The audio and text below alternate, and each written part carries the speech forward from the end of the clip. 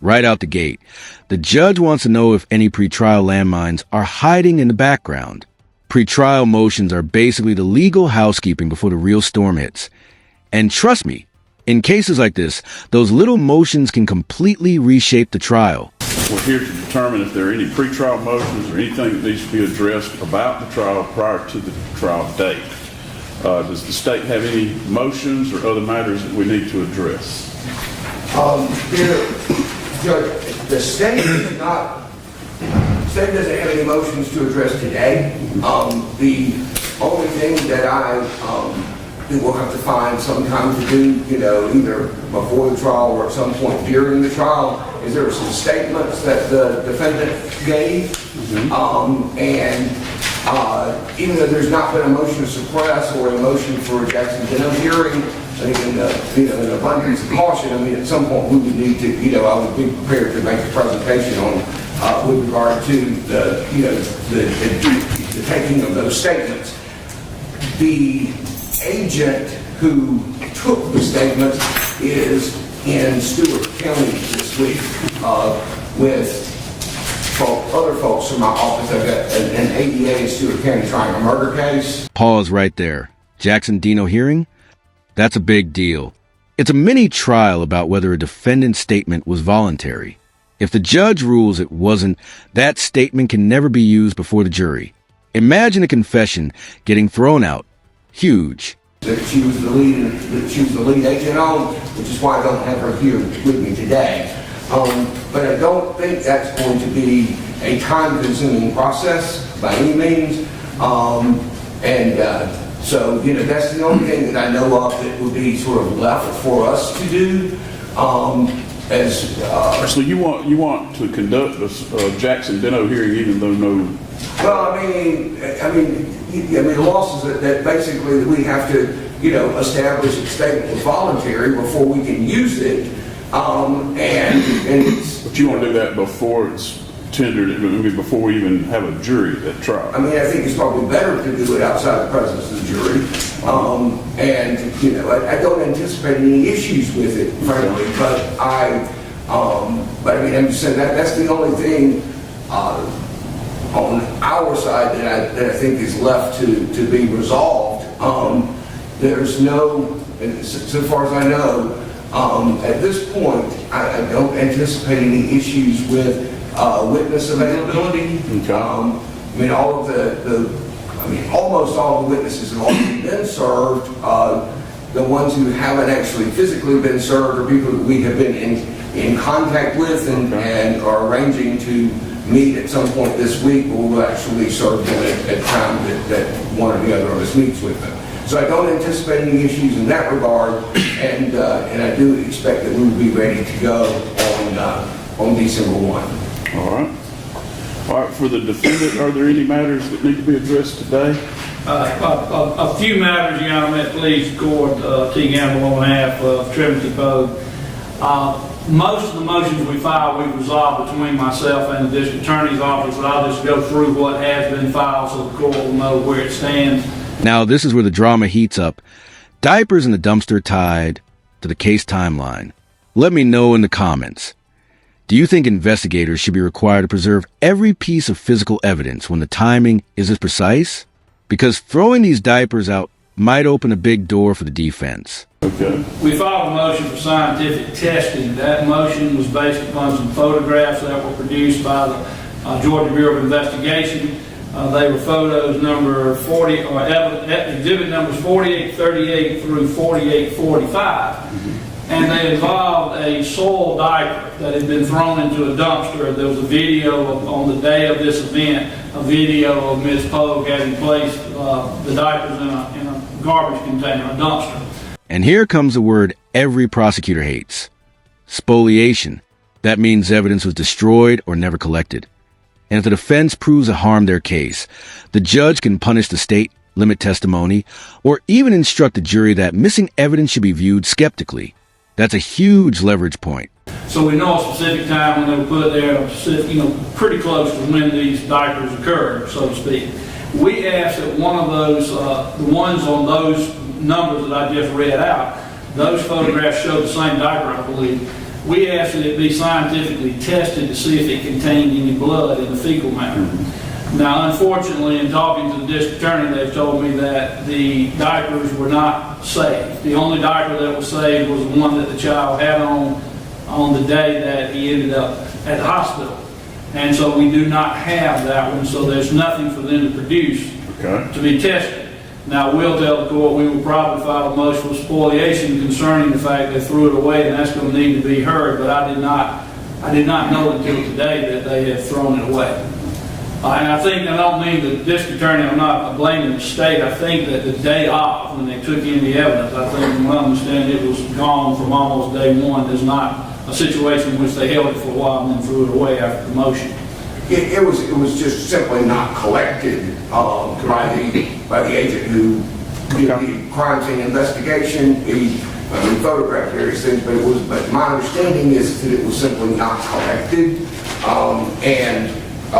So, right, it's not something that we've had in our possession and then disposed of. All right. Secondly, we had asked for the right to possibly have a second autopsy, which we withdraw. We're not requesting that. But we did also ask to get the phone records from Miss Pogue's phone was collected at the time she was first interrogated. And the state was relying on certain things from the phone, kind of picking and choosing what they could use. And we filed a motion to say we had a right to see everything that was in her phone. It was being held as evidence. But the state has now provided us with the complete download of that phone. I've had that for some time. So they've met the requirement, or they've agreed to do what I requested in the motion. So, And in fact, you have it. I have it and have had it. So there's no issue for the There's court. no issue about that. All right. I did not have it initially to begin with, but I do now have it. Okay. Third, there was a motion, well, hold on one second.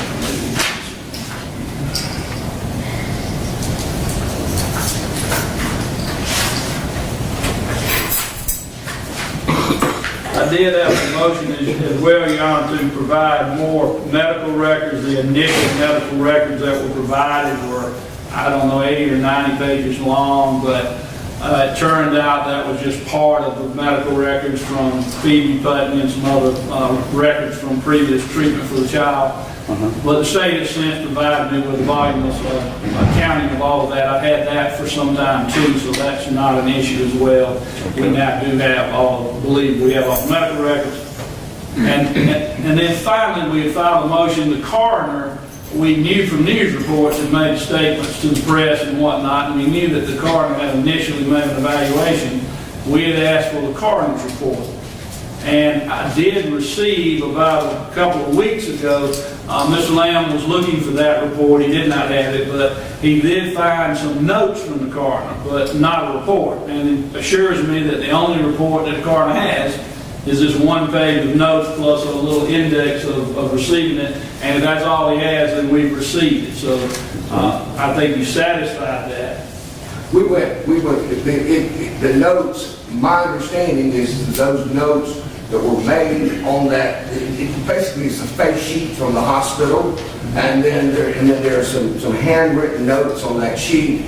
My understanding is those notes were made by assistant coroner or associate coroner Mathis Wright when he was serving in that role. Since then, we have a new coroner in Sumter County, and so we went.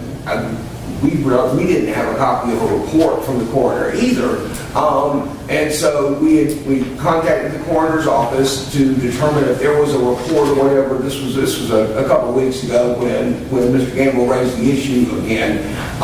We contacted the coroner's office, and so the representation that there is no report is based on what the current coroner told him. And he went through the records that they have in the coroner's office and said, this is all there is, which consisted of a couple of pages of medical records, I think, and that page with the handwritten notes. So we obtained that and produced it immediately.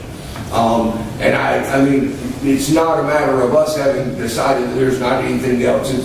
That's what was specifically represented to us by the coroner. Okay. All right. So to both of your knowledge or to the knowledge of either of you, there's nothing left to be done with regard to that issue. That's correct, Your Honor. Yes, sir. We had actually, I had contacted Ms. Lamb, or Ms. Lamb contacted me, I don't remember how it worked as far as the initial contact, but 2 or 3 weeks ago discussed that there are motions out here, is anything we need to do to maybe make it where we don't have to have a hearing if it's obviously something we can work through. And we went one by one through it, and he came to my office on 2 occasions, or had his assistant come one of those occasions and bring me some information. There was some telephone records from Ms. Pogue's A cluster of officers, inconsistent reports, and multiple conversations with the defendant. Yep, that's the recipe for a Miranda suppression fight. If any officer questioned her without proper warnings, that entire statement could be barred. These details seem small, but they can change the entire narrative the jury hears. A dorm roommate that might be evidence that they provided to me, and they also provided me, when talking about the Miranda rights, they provided me with police reports, and I was not aware of, we've got a GBI file, we got police reports from all the local police initially. The initial police report out of Lieutenant or Officer Allen was at least mentioned in the GBI report. He did not himself have a report. He was off duty, I think, and working as a security guard for Phoebe Extra, get extra money, and he didn't make a report. We knew he existed. But when I got the APD report here, the 2 other officers that are mentioned, Eric English is one that made a narrative report, and the other one was John Webb.